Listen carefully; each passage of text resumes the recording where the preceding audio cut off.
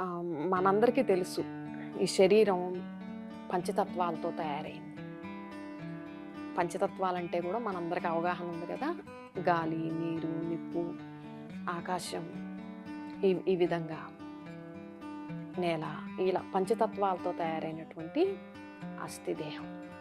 అయితే ఈ శరీరాన్ని నడిపించే ఒక చైతన్య శక్తి, ఆ చైతన్య శక్తిని ఆధ్యాత్మిక పరిభాషలో మరి ఆత్మ అని, సాధారణ భాషలో ప్రాణం అని అంటారు. ఆత్మ ఆలోచన శక్తికే మనస్సు అని పేరు. అంటే మనం ప్రతిరోజు ఏదైతే ఆలోచిస్తున్నామో ఆలోచనలు చేసే శక్తికి మనస్సు అని పేరు. అలాగే నిర్ణయించే శక్తికి బుద్ధి అని పేరు. మనం చేసే రిపిటేటెడ్ యాక్టివిటీస్కి సంస్కారాలు అని పేరు.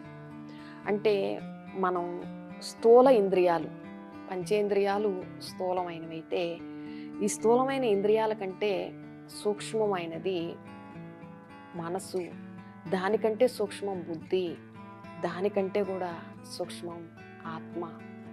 చైతన్యం శరీరానికి భిన్నమైంది.